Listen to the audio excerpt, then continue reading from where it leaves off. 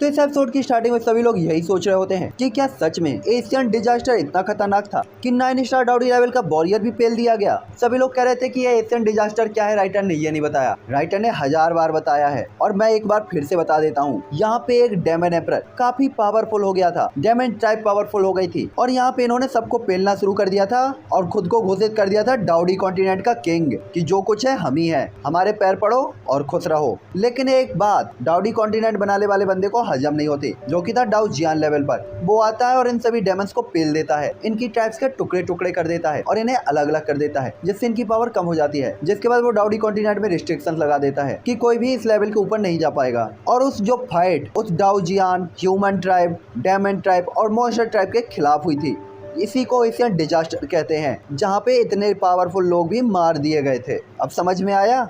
चलो, तो ये लोग काफी हैरान होते कि वास्तव में एशियन डिजास्टर में इतना पावरफुल बंदा भी मारा गया था। हालांकि तभी हल्की सी आवाज के साथ एक दीवार में क्रैक बन जाता है, जिससे एक काली सी फिगर उनके सामने आ जाती है और धीरे धीरे उनकी नजरों के सामने उस पूरी फिगर के चारों तरफ रुइंस साइन हो रहे होते हैं, जिसके बाद वो धीरे धीरे गायब होते हैं।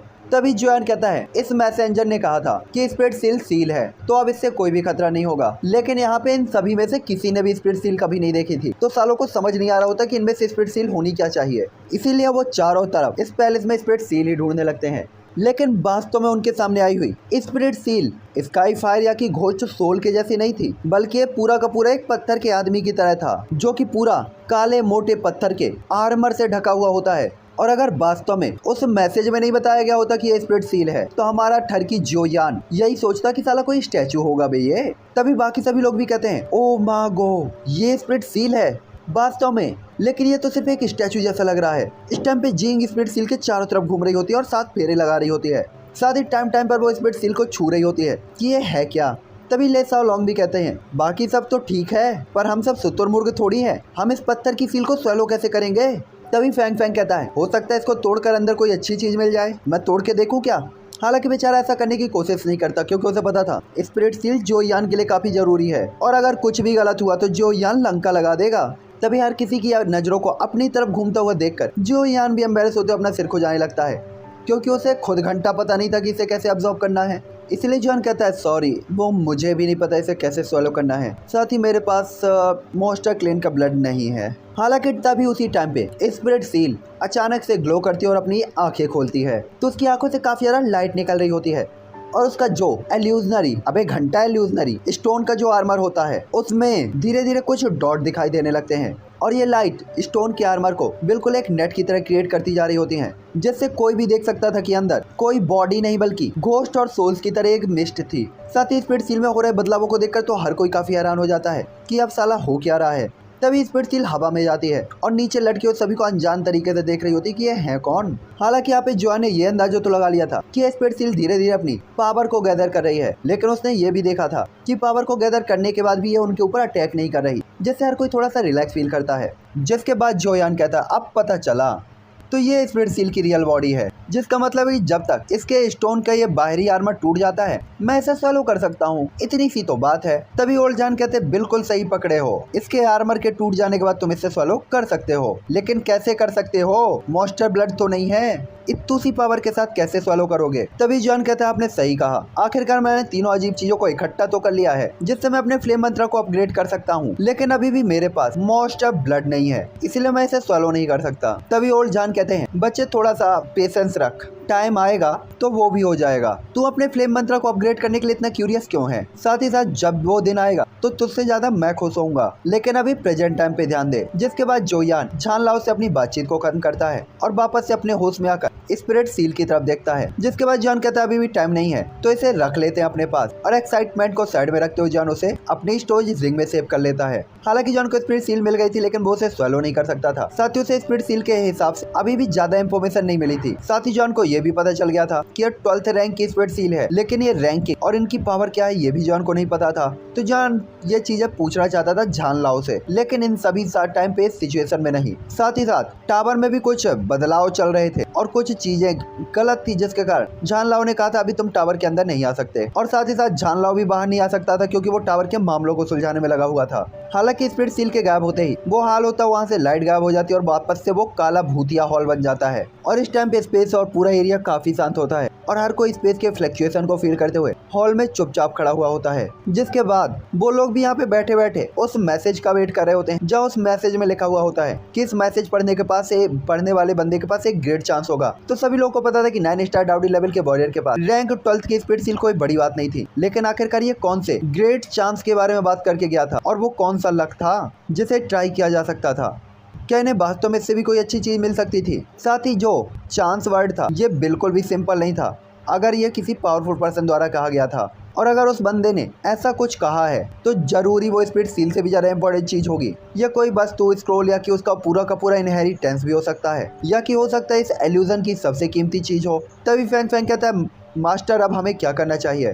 तभी ले सालों कहता है साला मुझे भी नहीं पता, मैं तो वही कर सकता हूँ जो मास्टर यंग मास्टर जो यान हमसे कहेंगे। हालांकि ले सालों भीड़ में सबसे ज्यादा चालाक था, लेकिन इस टाइम पे तो वो भी नहीं समझ पा रहा था कि चीजों को कैसे हैंडल किया जाए। आखिरकार एक ऐसा चांस जिसे 9 स्टार डाउडी लेवल का वॉरियर इतनी इंपॉर्टेंस देता है उसे प्राप्त करना आसान भी तो नहीं हो सकता। साथ ही साथ मैसेज में ये भी लिखा था कि वो चांस पूरी तरीके से लक पर डिपेंड करेगा, जिसका मतलब था कि हर कोई इसे हासिल भी नहीं कर सकता। इसलिए सबसे बेस्ट और सबसे इफेक्टिव टेक्निक अपनाने की जरूरत थी। तभी जीइंग कहती है यहाँ खड़े खड़े बैठे रहने से अच्छा है क्यों ना हम इस टेम्पल को ही नष्ट कर दे। टेम्पल के अंदर ही तो वो सीक्रेट है, तो वो अपने आप हमारे सामने आ जाएगा। यह सुनकर तो जैनी हैरान हो जाती है कि कैसा 7वीं फेल, कैसा तरीका बता रही है तू। और वो हैरान होते हुए जो यान के पास चली जाती है और स्माइल करते हुए जो यान की तरफ देखती है कि जोयान तुम जो कुछ भी डिसाइड करोगे मैं तुम्हारे साथ हूँ। तभी नान एरविंग कहता है यंग मास्टर जी मैं सोचता हूँ, और वो अपनी बात कंप्लीट कर पाता कि तभी वहाँ पे एक कोल्ड एयर आती है और जियो यान जो काफी देर से कुछ सोच रहा था धीरे से अपना सिर उठाते हुए कहता है अगर हम यहाँ पे किसी भी चीज का सामना करते हैं तो वो बिल्कुल आउटर स्पेस के जैसा ही है। साथ ही अगर ये एक फाइट के जैसा है तो हमारे लिए इस जगह को डिस्ट्रॉय करना कोई भी गलत बात नहीं है। आखिरकार जीतने वाला राजा होता है, लेकिन फिर भी हमने बिना किसी खतरे के इस जगह पर एंटर किया था और अब तक हमारा सामना किसी भी खतरे से नहीं हुआ। साथ ही हमने एक शांति से टेस्ट क्रॉस किया और हमें स्पिरिट सील गिफ्ट में मिल गई। इसीलिए मुझे लगता है कि पूरी तरीके से डिसाइडेड एक पजल है। वरना इस जगह के ऑनर के तौर पर जिसकी पावर 9 स्टार डाउडी लेवल पर थी वो चुटकी बजाकर हमें मार सकता था। इसीलिए हम दूसरे के गिफ्ट एक्सेप्ट नहीं कर सकते और उनकी जगह को डिस्ट्रॉय भी नहीं कर सकते। समझी जीइंग? ये टेम्पल उनका है, इसे हम डिस्ट्रॉय नहीं कर सकते। जो सुनकर जीइंग तुरंत ही थोड़ा सा नाराज होते हुए जीप बाहर निकालते हुए जोयान को देखती है और अपने लाल चेहरे के साथ शर्म से अपना चेहरा नीचे कर लेती है। दूसरी तरफ जोयान भी जीइंग को ज्यादा दोस्त नहीं देता क्योंकि आखिरकार वो उसकी टीम की मेंबर थी और वो सभी लोग एक दूसरे के टीम मेंबर थे और एक दूसरे के कैरेक्टर को जानते थे। जहाँ जीइंग थोड़ा सा जल्दबाजी में फैसले ले लेती थी। जिसके बाद जोयान कहता है हर कोई मेरे साथ इस टेम्पल के बाहर चलो और एल्डर का शुक्रिया करने के लिए लेट कर साष्टांग प्रणाम करो, वो भी 3 बार। जिसके बाद वो सभी लोग मंदिर के बाहर आते हैं और तुरंत इस खंडर के सामने मंदिर के सामने लेट कर 3 बार इसे प्रणाम करते हैं। साथ ही 9 स्टार डाउडी लेवल के वर्ड अभी भी उनके कान में गूंज रहे होते हैं। साथ ही ये काफी पावरफुल थे, लेकिन इसमें अकेलेपन को फील किया जा सकता था। हालांकि 3 बार प्रणाम करने के बाद हर कोई यहाँ से इस जगह को छोड़ने के लिए तैयार हो जाता है और बाकी सभी मेमोरीज के साथ जो जॉन भी यहाँ भरते हुए जॉन के पीछे पीछे जाने लगता है और वो अपना पैर उठाने ही वाला था और गेट के बंद होते ही एक जोर का धमाका होता है और उन्हें कवर करते हुए आसमान में 7 पावरफुल औरे दिखाई देते हैं और मंदिर के सामने की जमीन क्रैक होती है और उससे एक बड़ा सा हाथ बाहर आता है। जिसके बाद एक आवाज आती है ग्रेट चांस को हासिल करने वाले लोगों के लिए पहला कदम है कि उन्हें हर हाल में टिके रहना है और स्वयं पे भरोसा रखना है। आपने पहला लेवल क्रॉस कर लिया है, इसीलिए मैं आपके लिए इस चांस का गेट ओपन करता हूँ और इस अवसर के करीब आने दे रहा हूँ। ये आवाज सुनकर तो सभी लोग काफी खुश होते हैं, तो साथ ही साथ काफी अलर्ट भी हो जाते हैं। दूसरी तरफ जीइंग थोड़ा सा एम्बेरस होती है अपने फैसले पर कि मंदिर उड़ाने की बात कर रही थी वो। जिसके बाद वो समझ गई कि भाई जो यान के रास्ते पर ही चलो, ये बंदा सही रास्ते पे लेके जाएगा। तभी फैंग जो यान की तरफ देखता है और दिली दिल में जॉन की काफी तारीफ करता है कि वाह मेरे मास्टर, वाह मेरे आका, आप तो गलती से भी गलती कर दो तो भी वो सही हो जाती है। तभी जॉन कहता है बस बस दिखावा बंद कर और थोड़ा सा एम्बेरस हो जाता है। तभी जैनी कहती है अरे रुको यार, पूरी बातें यही कर लोगे क्या? चलो नीचे चलकर देखते हैं आखिरकार इस चांस में है क्या पता हमें वहाँ पे कुछ अच्छा मिल जाए। और सभी लोग खुशी से नीचे जाने लगते हैं। तभी जहाँ से वो हाथ निकला था वहाँ पे एक क्रैक बना हुआ था जिसपे गहरा छेद था जो सीधा नीचे तक जा रहा होता है और वहाँ से पानी की आवाजें आ रही होती हैं जैसे अंडरग्राउंड कोई रिवर हो। तभी ले सालोंग कहते हैं वहाँ कोई खतरा तो नहीं होगा, है ना? क्योंकि उन सभी को पता था कि 9 स्टार डाउडी लेवल के वॉरियर को उनके साथ चाल चलने की क्या ही जरूरत थी। अगर खतरा होता या कि उन्हें मारना ही होता तो वो कोई एक ट्रैप रख के तुरंत ही मार देते। तभी जॉन कहता है मुझे भी यही लगता है, ज्यादा से ज्यादा वो हमें केवल पीछे हटाने और इस चांस को ना पा पाने के लिए मजबूर करेगा, वो हमें मारेगा नहीं। तभी जॉन कहता है साथ ही साथ अगर खतरा होगा भी तो हम कब डरे हैं जो आज डरेंगे। जिसके बाद वो नदी में गूंद जाते हैं तो नदी का जो पानी होता है वो उन्हें चुभ सा रहा होता है, लेकिन फिर भी उन्हें अपनी बॉडी को स्टेबल करने में काफी टाइम लगा था और लगभग 1 दर्जन मील की यात्रा करने के बाद ठंड तेज हो गई होती है, जहाँ तक कि उनका दिल सा जमने लगा होता है। साथ ही वो देख सकते थे कि यह जो नदी थी वो अंडरग्राउंड कई 100 मील तक जा रही थी और काफी लंबी थी और यहाँ पे ये लोग भी लगभग 100 मील तक आगे बढ़ते रहते हैं और ठंड से तो इनकी हड्डियां जाम हो गई थी। सांस छोड़ रहे थे तो उससे बर्फ के टुकड़े झड़ रहे होते हैं, लेकिन वास्तव में यह पानी नहीं जमा था बल्कि यह पानी तो बिल्कुल ब्लैक होता है। लेकिन तभी अपनी धुंधली नजर के साथ दूर तक देखते हुए उन्हें थोड़ा सा खतरा फील होता है, इसीलिए वो आखिरकार रुक जाते हैं और उन्हें उनके सामने एक बड़ी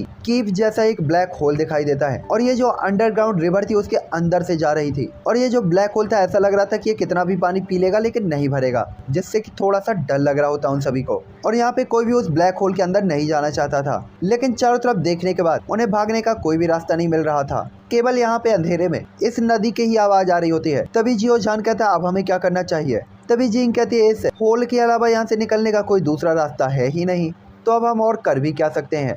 साथ ही उसकी पतली सी बॉडी बर्फ के ठंडे पानी के कारण बहुत जोरों से कांप रही होती है। साथ ही सभी ने पाया था कि नदी का पानी इतना ज्यादा ठंडा था कि उनकी डुई कोई उसे भी इसे रोकने में काफी ज्यादा मेहनत करनी पड़ रही थी और घंटा नहीं रोक पा रही थी इसे। साथ ही हमें नहीं पता ये किस तरीके का पानी है। हालांकि तभी ले साओलोंग कहता है हालांकि ये वर्टेक्स काफी पावरफुल है, लेकिन मुझे भरोसा नहीं कि हम इसका विरोध कर सकते हैं। साथ ही हमें ये भी नहीं पता कि ये वर्टेक्स हमें कहां पर लेकर जाएगा। साथ ही साथ पता चला अगर हम किसी बर्फ की खाई में गिर गए तो वो तो और भी खतरनाक होगा। हालांकि हमें मौत से डर नहीं लगता, लेकिन कहीं ये पानी हमें जमा कर बर्फ के स्टैचू में न बदल दे। इस टाइम पे इन्हें पता था कि अंधेरे में अकेले लाइफ बिताना सबसे ज्यादा कठिन है।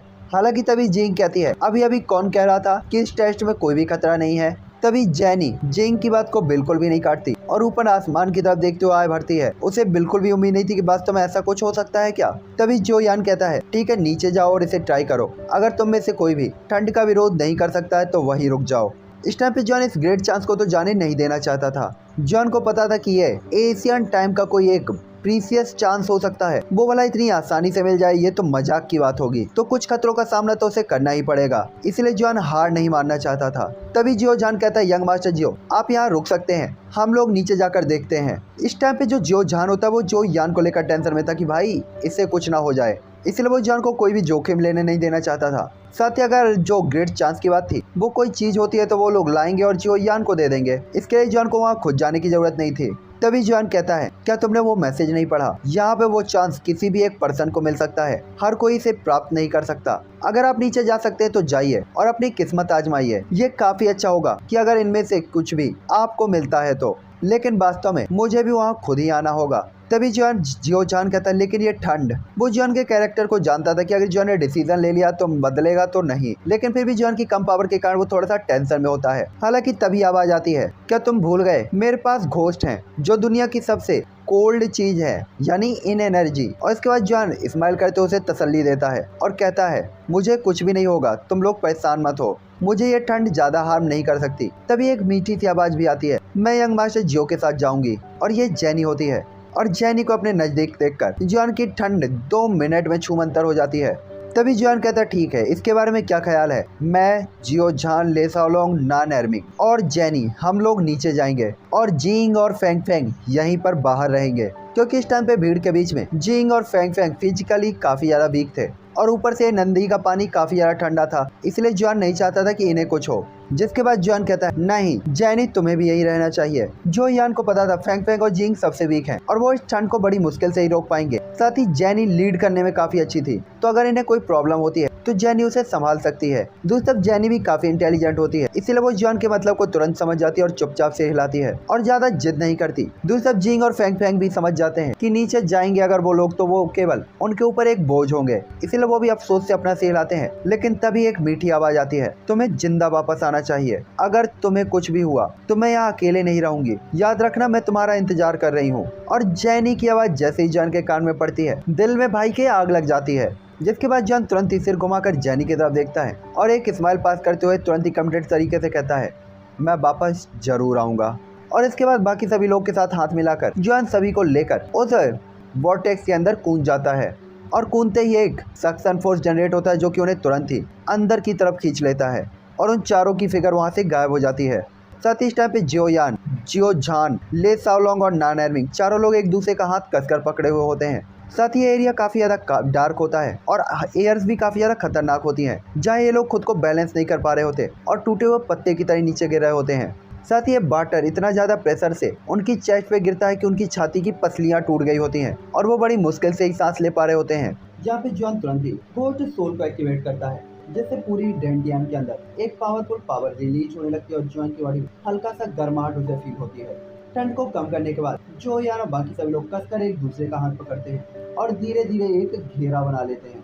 साथ ही इस टाइम पे हर कोई बस नीचे की तरफ ही गिरे जा रहा होता है और काफी दूर की तरफ जा रहा होता है। साथ ही जॉन के पास 2 गोल्ड सोल थी, इसलिए जोयान के ऊपर ठंड का सबसे कम इफेक्ट पड़ रहा होता है। इसलिए जॉन ने अपने दिल में अंदाजा लगा लिया था कि कम से कम हर कोई 3 किलोमीटर तक नीचे गिरा है, लेकिन यह अभी तक नहीं रुका। हालांकि काफी देर तक नीचे गिरने के बाद जॉन और बाकी सभी लोग के आंकड़े धीरे धीरे स्टेबल होते हैं और वो अपने आसपास के एटमॉस्फेयर को देखते हैं, लेकिन यहाँ पे चीखने और चिल्लाने की आवाज के अलावा कुछ भी नहीं होता। साथ ही उन्हें नहीं पता था कि कितना भी टाइम बीत चुका और कितने टाइम से वो नीचे गिर रहे थे। लेकिन तभी अचानक उनके नीचे एक तेज लाइट साइन होती है और उनके गिरने की स्पीड अचानक से बढ़ जाती है और उन्हें ऐसा फील होता है कि जैसे उनके पैर किसी नरम चीज को टच कर चुके हैं और इससे पहले कि वो कोई एक्शन या रिएक्शन कर पाते वो जमीन में गिर पड़ते हैं। साथ ही पैर जमीन को टच करते ही तुरंत ही फील करते हैं कि चारों तरफ पानी का बहाव बिल्कुल भी नहीं था। साथ ही चारों तरफ देखने पर वहाँ केवल हवा की हल्की लेयर होती है और उस ब्लैक वाटर की जो नदी का पानी था वो एक हल्के पर्दे के ऊपर रुक चुका होता है, जो काफी मैजिकल लेयर रख गई होती है। साथ ही सभी लोग देख सकते थे वाटर अभी भी ब्लैक था, लेकिन इसकी कोई भी आवाज नहीं थी अब। साथ ही वो रिलैक्स फील करते कि चलो जमीन तक तो पहुंचे। तभी जो जान कहता है ये फर्स्ट टाइम है जब मैं वास्तव में काफी हेल्पलेस फील कर रहा था, मुझे तो लग रहा था मैं कुछ कर ही नहीं पाऊंगा। जिसके बाद वो तुरंत ही करता है, इस बार यंग मास्टर जो आपकी उस होल सोल की पावर के लिए बहुत बहुत धन्यवाद, नहीं तो मैं तो बर्फ का स्टैचू बन गया होता। और ऐसा कहते हुए ले साओलोंग और नान एर्मिंग काफी रियल स्माइल जोयान की तरफ पास करते हैं। तभी जॉन कहता है चलो हर कोई ठीक है, यही सबसे बड़ी बात है। साथ ही 10 मील की यात्रा के बाद आखिरकार उन्हें जमीन मिली थी, लेकिन ये जमीन काफी सॉफ्ट थी और आगे पैर रखते ही उनके पैर जमीन में धंस जाते हैं, लेकिन इस पे कोई ज्यादा ध्यान नहीं देता और सैकड़ों फीट तक चलने के बाद यहाँ की जो ठंड होती है वो धीरे धीरे बढ़ने लगती है। तभी जो जान कहता है, माँ कसम ये कैसी जगह है, हम जितना आगे जाते जा रहे हैं ठंड उतनी ही बढ़ती जा रही है। तभी जॉन अपने आसपास देखता है और कुछ भी ना कहते हुए उसने देखा था कि सैकड़ों मीटर तक केवल यहाँ पे चारों तरफ हड्डियां ही हड्डियां थी जो सड़ गल चुकी होती हैं और हल्के से फ्लक्चुएशन के साथ ये हड्डियां राख में बदल रही होती हैं। साथ ही उनके ऊपर नॉर्दर्न एयर काफी बुरी तरीके से अटैक कर रही होती है, जिससे उनकी पूरी बॉडी क्रिस्टल्स की तरह जमती हुई फील हो रही होती है। हालांकि वहाँ पे खड़ा होकर जॉन हल्का सा भी मूवमेंट नहीं करता और अपने आसपास के एटमॉस्फेयर को देखता है। तो ये एक वैली होती है और वैली के ऊपर 10 मीटर ऊंची एक स्टोन प्लेट होती है। साथ ही जो ये स्टोन प्लेट होती है काफी ज्यादा उबड़ खाबड़ और धब्बेदार होती है, जैसे कई सालों से लटकी हो। साथ ही इसे एशियन टोरा फील किया जा सकता था। साथ ही बरसों से सूरज की रोशनी के कारण ये जगह काफी ज्यादा लाइफ लेस लग रही होती है और केवल हड्डियों की गंध और बदबू यहाँ पे होती है। साथ ही यहाँ पे कुछ घोस्ट सोल और इविल सोल चारों तरफ होती है, लेकिन उनमें से किसी की हिम्मत नहीं थी कि वो वास्तव में उनके सामने आए। तभी ले साओलोंग कहता है, ऐसा लगता है कि एक खतरनाक फाइट को कभी भी टाला नहीं जा सकता और इसके बाद वो अपने डबल स्पाइक्स ब्लेड निकाल लेता है। हालांकि ले साओलोंग की हरकत और स्केलेटन एंसेस्टर की सोल को रिफाइन कर लेने के बाद जॉन पहले ही सोल्स के बारे में काफी अच्छी समझ हासिल कर चुका था, लेकिन ये सिर्फ इतना था कि जॉन को अभी तक नहीं पता था कि अनगिनत सालों तक एशियन लैंड के अंदर ये अग्रेसिव सोल्स इनकी अभी भी खुद की कोई मेमोरी नहीं है। जिसके बाद जॉन उनके सामने एक स्टोन टैबलेट को देखते हुए कहता, क्या ये इसके कारण हो सकता है? क्योंकि उस स्टैंड टैबलेट के अंदर कुछ बर्ड तैर रहे होते हैं। साथ ही इस बर्ड को रीड करते हुए ये लग रहा होता है कि यहाँ के बर्ड और टेम्पल के अंदर जो बर्ड उसने पढ़े थे वो सेम ही लग रहे थे।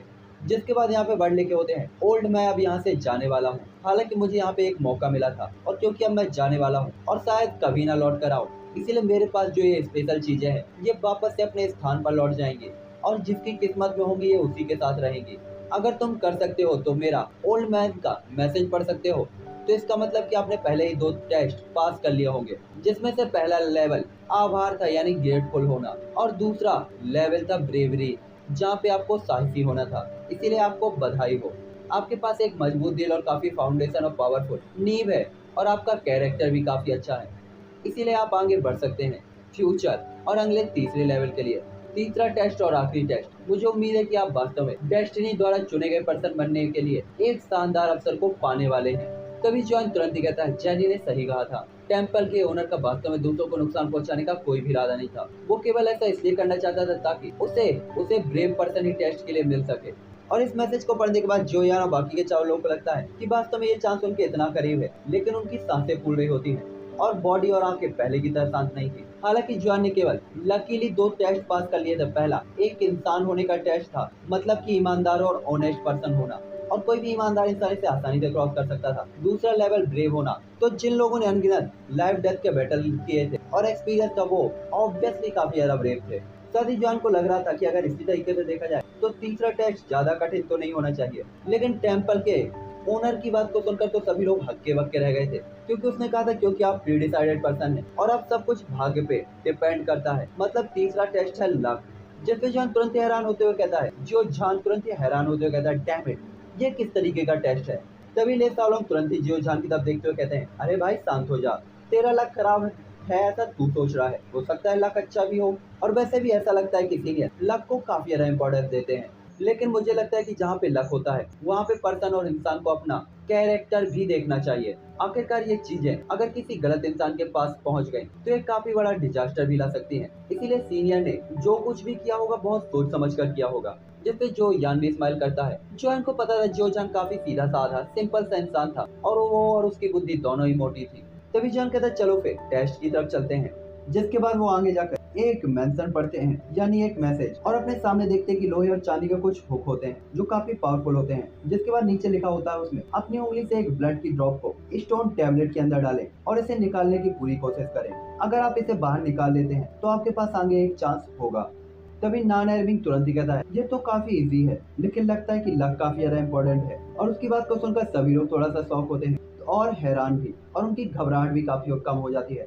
तभी जो जान तुरंत ही कहता है, मैं पहले आजमाता हूँ, और अपनी उंगली को काटते हुए ब्लड की एक ड्रॉप को स्टोन टैबलेट के ऊपर डाल देता है। जिसके बाद जो जान तुरंत अपने फिंगर को काटता है और ब्लड उस स्टोन टैबलेट के अंदर डालने लगता है। लेकिन उसका ब्लड उस स्टोन टैबलेट से बहता हुआ नीचे जमीन की तरफ चला जाता है और टैबलेट पे ब्लड का कोई भी निशान नहीं होता। जो देखकर तो सभी लोग काफी ज्यादा हैरान होते हैं और दूसरी तरफ जो जान जो कॉन्फिडेंट तरीके से टेस्ट का इंतजार कर रहा था, वो भी काफी हैरान होते हुए तुरंत ही एक बार फिर से अपनी बॉडी के ब्लड को उस स्टोन टैबलेट पे डालता है और काफी हैरान भी होता है कि आखिर कैसे क्यों कुछ नहीं हुआ। लेकिन वास्तव में दूसरी बार भी रिजल्ट सेम ही होता है, जिससे सभी को ही हैरान थे। साथ ही उसे एक्सेप्ट करना पड़ता है कि ये उसके लिए एक्टिवेट नहीं होने वाला। तभी जो जान तुरंत ही कहता है, अगर इस पे मैं ब्लड की ड्रॉप ही नहीं डाल पा रहा तो मैं इसे एक्टिवेट करूंगा कैसे। और थोड़ी देर बाद सभी को ये एक्सेप्ट करना पड़ता है कि चाहे कैसे भी इसके ऊपर ब्लड डाला जाए वो नीचे की तरफ ही बहेगा। लेकिन ये इम्पॉसिबल था और इस टाइम पे जोयान यही सोच रहा होता है कि क्या वास्तव में टेम्पल मास्टर ने कोई स्पेशल मेथड का यूज किया है या वास्तव में उन्होंने भूल चूक से ऐसा कर दिया। स्टोन टैबलेट को ब्लड को अपनी तरफ अट्रैक्ट करना चाहिए, ये तो दूर की तरफ उसे भेज रहा था। तभी जो जान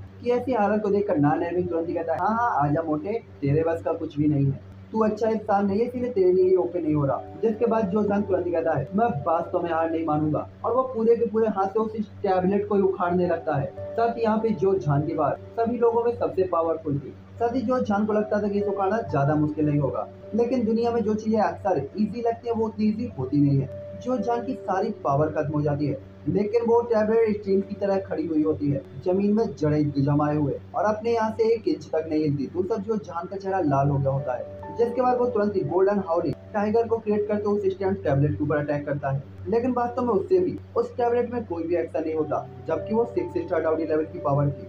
जिसके बाद उस टैबलेट से हल्की सी सॉफ्ट एनर्जी निकलती है, जो कि जो जान से टकराती है और जो जान काफी दूर तक जाकर गिरता है, जिससे उसे रियलाइज होता है कि वास्तव में उसे स्टोन टैबलेट को कम करके आंका है। जिसके बाद नारायण भी कहता है, मैं ट्राई करता हूँ, और जो जान के कंधे को थपथपाता है। तभी ले सालों कहता है, चलो मैं भी ट्राई कर लेता हूँ, और वो दोनों ही लोग आगे बढ़ते हैं और उम्मीद भरी नजरों के सामने एक एक करके अपने ब्लड ड्रॉप को यूज करते हैं। हालांकि ले सालों की ब्लड ड्रॉप जैसे ही टैबलेट को टच करती है तो वो ब्लड ड्रॉप गायब हो जाती है, जिससे ले सालों तुरंत ही खुश होते हुए कहता है, वास्तव में मैं एंटर हो गया, मतलब 9 स्टार डाउडी लेवल के वॉरियर का चांस मेरे पास होगा। और इस टाइम पे तो छोटे से बच्चे की तरह वो उछल रहा होता है, और वास्तव में ये ऐसी बात भी थी। तभी जो जान तुरंत कहता है, जल्दी करो और उस स्टील की रॉड को बाहर की तरफ खींचो, मैं भी देखना चाहता हूँ कि आखिरकार वो चांस है क्या। ये देखकर ले सालों भी अपने एक्साइटमेंट को कंट्रोल करते हुए गहरी सांस लेते और 5 स्टार डाउडी लेवल की पावर के साथ और टैबलेट के बगल से स्पेस से गड्ढे में हाथ डालते हैं और इस टाइम पे बाकी सभी लोग लेस और लॉन्ग को ही देख रहे होते हैं और इंतजार कर रहे होते हैं कि अंदर से क्या बाहर आने वाला है। हालांकि लेस और लॉन्ग काफी ज्यादा कोशिश करते हैं लेकिन स्टील अभी भी नहीं हिलता और अपनी जगह पे जो करते रहता है। एक इंच भी उसमें मूवमेंट नहीं हो रही होती और लेस और लॉन्ग का चेहरा तो लाल हो गया होता है। उन्हें उम्मीद नहीं थी कि वास्तव में ये इतना जिद्दी होगा। इसीलिए लेस और लॉन्ग तुरंत ही कहते हैं आखिरकार ये हो क्या रहा है। जिसके बाद वो तुरंत कहता है क्या मेरी ब्लड ड्रॉप पर्याप्त नहीं थी, इसे एक्सेप्ट नहीं किया गया या एक्सेप्ट किया गया है। इस टाइम पे वो अपनी ओरिजिन को से पूरी कोशिश कर रहा होता है लेकिन सब कुछ बेकार था। इसीलिए बेचारा उदास होकर जमीन पर बैठ जाता है। दूर जब नॉन एर्मिंग वो कहता है मुझे ट्राई करने दो और इसके बाद नॉन एर्मिंग तुरंत ही अपने ब्लड को उसमें डालता है और उसका ब्लड भी अचानक से गायब हो जाता है, जो देखकर हर कोई हैरान रह जाता है और लेस ऑलॉन्ग तुरंत ही खड़ा हो जाता है। जिसके बाद नॉन एर्मिंग टेंशन के साथ उस स्टील को बाहर निकालने की कोशिश करता है लेकिन रिजल्ट लेस ऑलॉन्ग जैसा ही था, कुछ भी नहीं होता। तभी नॉन एर्मिंग कहता है क्या ऐसा हो सकता है कि काफी लॉन्ग टाइम से यहाँ फंसे रहने के कारण इसके अंदर कोई गड़बड़ हो गई हो। तभी जो यान भी आगे बढ़ता है और अपनी उंगली को काटते हुए एक ब्लड की ड्रॉप को उस टैबलेट के ऊपर डाल देता है और इस टाइम पे सभी लोग घबराहट से वहीं पे देख रहे होते हैं। साथ ही जॉन की चमकीली रेड ब्लड की ड्रॉप की लाइन धीरे धीरे उस टैबलेट के अंदर गिर रही होती है और जो यान का ब्लड गायब होता जा रहा होता है और सभी लोग इस टाइम पे देख रहे होते हैं कि आखिरकार हो क्या रहा है, ये ब्लड जा कहाँ रहा है। साथ ही इस टाइम पे सभी को लग रहा होता है कि शायद काफी एशियंट टाइम से इसे यहाँ पे रहने के कारण इसके साथ कोई दुर्घटना हो गई है और ये खराब हो चुकी है। हालांकि तभी जोयान का वो ब्लड स्टील के ऊपर जाते हुए धीरे धीरे उससे गायब होने लगता है, जो देखकर तो सभी लोग थोड़ा सा हैरान होते हैं और इसके बाद वो तुरंत ही कहते हैं क्या ऐसा हो सकता है कि इस टेम्पल को जो ओनर था वो ह्यूमन ट्राइब या कि डेमन ट्राइब से होना चाहिए और उसका इन ट्राइब के लिए अपने दिल में थोड़ा सा अट्रैक्शन है या कि प्यार है। इस टाइम पे ले साओ लॉन्ग की बात को सुनकर सभी लोग हैरान होते हैं क्योंकि उन तीन में से केवल जोयान के ब्लड के साथ ये हुआ था। ये सब जो जान भी काफी हैरान होता है लेकिन वो उदास होते उस स्टेन को दोबारा नहीं देखना चाहता था। तभी जो जान कहता है ये मेरे लिए कितनी शर्म की बात है कि 4 लोगों में से केवल एक को बाहर रखा गया है। तभी ले सालोंग कहते हैं क्योंकि हम में से कोई भी अब इस स्टील को बाहर नहीं निकाल पाया तो मिस्टर जोयान मुझे लगता है कि अब केवल आप ही बचे हुए हैं और आपके पास डेमन और ह्यूमन दोनों टाइप का ब्लड है। क्या हो सकता है कि इसका कारण आप इसे बाहर निकाल पाए। और इस टाइम पे सभी लोग उम्मीद से जोयान को देख रहे होते हैं क्योंकि अगर जोयान भी इसे बाहर नहीं निकाल पाया तो यहाँ तक आने की उनकी जर्नी पूरी तरीके से बेकार हो सकती थी। तभी सबकी उम्मीद भाई नजरों को देखते हुए जोयान स्टील की तरफ देखता है जो कि काफी ज्यादा जीर्ण शीर्ण था, मतलब खराब था, टूटा फूटा सा, लेकिन जॉन इसे हल्के में लेने की हिम्मत नहीं करता क्योंकि पावरफुल लोग इसे नहीं हिला पाए थे। तो 3 स्टार डाउडी लेवल के पावर के साथ वो इसे कम जोर तो नहीं समझ सकता था। जिसके बाद वो स्टेन को पकड़ता है तो उसे इसके भारीपन के कारण काफी ज्यादा प्रेशर फील होता है। साथ ही इस टाइम पे स्टोन टेबलेट में भी कोई भी चेंज दिखाई नहीं दे रहा होता। साथ ही यहाँ पे जोयान ओरिजिन के मामले में तो ले सालोंग नान एर्विन से भी बहुत ज्यादा पीछे था, इसीलिए सबने उम्मीद की थी कि ये स्टील बिल्कुल भी मूवमेंट नहीं करेगा। हालांकि सभी सेम रिजल्ट को देखकर काफी हैरान होते हुए कहते क्या ऐसा हो सकता है कि इसका हम में से किसी से भी कोई लेना देना ना हो। जो जान का तो मूड ही खराब हो गया होता है। तभी जोयान वहीं पे खड़े खड़े काफी देर तक सोचता है कि आखिर ऐसा कैसे हो सकता है। तभी जोयान कहता है वास्तव में ये लक पर डिपेंड करता है, ये चांस है, मतलब सही समय और सही जगह। हम केवल खुद से ही शुरुआत कर सकते हैं लेकिन वास्तव में हमारे बीच डिफरेंस क्या हो सकता है। जिसके बाद जॉन क्या के तुरंत ही साइन होते हुए कहती स्काई फायर घोस्ट सोल, ये सही है। पूरे डाउडी कॉन्टिनेंट के अंदर मुझे डर है कि एकमात्र पर्सन जिसके पास एक ही समय में दोनों चीजें हैं। और इसके बाद जोयान आगे बढ़ते हुए दोनों हाथों से स्टोन टेबलेट को पकड़ लेता है और उसके लेफ्ट हैंड में स्काई फायर और राइट हैंड में घोस्ट सोल धीरे धीरे बाहर आ जाती है। और जॉन की हरकतों को देखकर तीनों लोग काफी ज्यादा हैरान होते कि अब ये क्या करना चाहता है। लेकिन तभी घोस्ट की कोल्ड एनर्जी और जॉन की स्काई फायर की हॉट एनर्जी एक साथ टैबलेट के ऊपर फैलने लगती है, जिससे वो स्टोन टैबलेट अचानक से चलने लगती है। जिससे जॉन तुरंत ही कहता वहाँ एक दरवाजा है और जॉन खुश होते हुए एक स्माइल पास करता है। जिसके बाद वहाँ एक सड़क दिखाई देती है जिसका रास्ता काफी टेढ़ा मेढ़ा था, लेकिन ये केवल एक ही सेकंड के लिए था और उसके बाद ये तुरंत ही गायब हो जाता है, जिससे सभी की स्माइल जम जाती है। देखकर जो यान भी काफी हैरान होते हुए तुरंत ही अपने हाथ को एक बार फिर से टैबलेट और स्टील के साथ टच करता है। हालांकि जॉन पहली बार के बाद ट्राई करने के लिए इन चीजों को देखना चाहता था, लेकिन इस बार जॉन काफी ज्यादा अलर्ट होता है और इस बार की पावर के साथ स्टील के बॉडी से 8 रूइन से साइन होने लगते हैं और एक दूसरे के साथ स्काई फायर और अग्नि बर्ड के साथ या कि फायर बर्ड के साथ एक पाथ को क्रिएट करने लगते हैं। साथ ही इस बर्ड के अपेयर होती है स्टैंड धीरे धीरे ब्रेक होने लगता है और वो काफी बुरी तरीके से कामने लगता है, जो देखकर जॉन काफी खुश होता है और अपने थोड़े से ही बल के साथ वो स्टील को बाहर निकाल लेता है, जिससे उन्हें एक अंधेरी गुफा दिखाई देती है। और उस गुफा के ओपन होते ही एक हल्की सी लाइट बाहर आती है जो कि एक जेड बॉक्स होता है। साथ ही जेड बॉक्स बिल्कुल लाल होता है और साफ, साथ ही इसके चारों तरफ हल्की हल्की मिस्ट बह रही होती है। साथ ही इसे देखना इम्पॉसिबल था कि अंदर क्या होगा। तभी जॉन इस जेड बॉक्स को पकड़ लेता, लेकिन वास्तव में इसे संभालना काफी भारी था। साथ ही जेड बॉक्स को देखकर जॉन को समझ में आ जाता है कि इसके अंदर काफी प्रीशियस ट्रेजर होना चाहिए, यानी कि कोई कीमती चीज। हालांकि जॉन ने यह सोचा ही था कि जेड बॉक्स के साथ उसके दिमाग में काफी ह्यूज इंफॉर्मेशन आ जाती है, जिसके बाद वो तुरंत ही एक ओल्ड आवाज सुनाई देती है। उस टाइम पे मेरे पास 3 टाइप की स्काई फायर थी, लेकिन वो एक दूसरे से जुड़ नहीं सकी और उन्हें स्वेलो करके एक दूसरे के साथ ना मिला पाना ये मेरी जीवन का सबसे बड़ा अफसोस है। यही एक कारण कि मैंने ये उन लोगों को देने के लिए एक ग्रेट चांस की तरह छोड़ दिया जिनकी डेस्टिनी में यह था। साथ ही मुझे उम्मीद है कि यंग जनरेशन में कोई मेरी इस उम्मीद को जरूरी पूरा कर सकता है। साथ ही टेम्पल के जो ओनर का नाम है वो जियो सुओ है। साथ ही जॉन उनकी हालत को समझ सकता था, क्योंकि इस कॉन्टिनेंट के अंदर ऐसी कोई टेक्निक ही नहीं थी जो हर एक फ्लेम को पूरी तरीके से फ्यूज कर सके। और जो यान केवल इकलौता ऐसा पर्सन था जिसके पास फ्लेम मंत्रा था और वो ऐसा कर सकता था। इसीलिए जो यान के पास ये चीज होने का मतलब था टेम्पल ओनर की जो इच्छा थी वो पूरी होने वाली थी। साथ ही जॉन काफी हैरान भी होता है, क्योंकि ये सच में एक ग्रेट मौका था और 1 लाख में से केवल एक के लिए ही पॉसिबल था कि वो ऐसी किस्मत लेकर आ सके। तभी सभी लोग जियो यान की तरफ देखते हुए कहते हैं, बधाई हो यंग मास्टर, एक बार फिर से आप अपने आप को प्रूव कर चुके हैं। जिसके बाद सभी लोग कहते हैं, बधाई हो यंग मास्टर, लेकिन ये तो बताइए कि इसके अंदर क्या है, आखिरकार ये कौन सा चांस है। साथ ही सभी की आंखों से तो आग झलक रही होती है जॉन के हाथ में वो डब्बा देखकर कि डब्बे के अंदर क्या है। तभी जियो जान की तरफ देखते हुए कहता है, आपको ज्यादा ही जल्दी में है। और इसके बाद जेड बॉक्स को जियो धीरे से पकड़ते हुए ऐसे दिखाता है जैसे हर कोई इसे देख सके। तो सभी लोग तुरंत ही हैरान होते उस बॉक्स को देखने लगते कि आखिरकार 9 स्टार डाउडी लेवल के ग्रेट पर्सन ने कौन सा ग्रेट चांस सबके लिए छोड़ा होगा। सबकी हार्ट बीट काफी ज्यादा तेज होती है। जिसके बाद जोयान उस बॉक्स के ढक्कन को उठाने की कोशिश करता है, लेकिन वास्तव में वो ढक्कन ओपन नहीं हो रहा होता। जैसे जन काफी हैरान होता है, उसे समझ में नहीं आ रहा होता इसे कैसे ओपन करना और कहाँ ओपन करना है। तभी जो जान हैरान होते हैं, कहता है, क्या उस बंदे ने हमसे मजाक किया? हम यहाँ 3 टेस्ट पास करके आए हैं, लेकिन वास्तव में हम इसे ओपन नहीं कर पा रहे। तभी नानरमी कहता है, यंग मास्टर जियो, इस बॉक्स के नीचे कुछ वर्ड ऐसा लगता है कि लिखे हुए हैं। तभी जो यान तुरंत ही उस बॉक्स को पलट देता है, तो नीचे कुछ वर्ड लिखे हुए होते हैं जो 3 लाइंस में होते हैं। इसमें लिखा होता है, जो लोग अपनी बॉडी में 2 टाइप की हेवनली फ्लेम यानी स्काई फायर के साथ ओरिजिन में रह सकते हैं वो टैलेंटेड लोग हैं, और अगर कोई एक्सीडेंट नहीं हुआ है तो उनके पास पहले ही 7 स्टार डाउडी लेवल के आसपास की पावर होनी चाहिए, जो इस बॉक्स को खोलने के लिए जरूरी है। इन 3 लाइनों को पढ़ने के बाद तो जॉन हैरान रह जाता है। उसे उम्मीद नहीं थी कि टेम्पल मास्टर ने ऐसा कोई रिक्वायरमेंट रखा होगा। साथ ही जॉन को पता था 7 स्टार या कि 6 स्टार के पीक लेवल तक पहुंचना वो उसके लिए फिलहाल तो इम्पॉसिबल जैसा था, क्योंकि अभी वो 3 स्टार के पीक लेवल पर था। साथ ही जॉन को ऐसा लगता है कि वो इसे तोड़ दे, लेकिन वो ऐसा कर भी नहीं सकता था, जिससे जॉन रोना चाहता था लेकिन वो रो नहीं सकता था। जिसके बाद जॉन कहता है, सीनियर, अगर आप अपनी लाइफ से इतना ही बोर हो गए थे तो कुछ और कर लेते। आपको इस जेड बॉक्स के ऊपर सील बनाने की क्या जरूरत थी? क्या आपको सच में लगता है 6 स्टार पीक और 7 स्टार कोई मूली और गोभी है? तभी जियो यान की ऐसी हालत को देखकर तुरंत ही कहता है, ये तो साला हमारे साथ धोखा हो गया। अब आपको इसे तब तक रखना पड़ेगा जब तक आप 7 स्टार पर नहीं पहुंच जाते। तो चलो गाइस, इसी के साथ अब यहीं पे एपिसोड एंड करते हैं।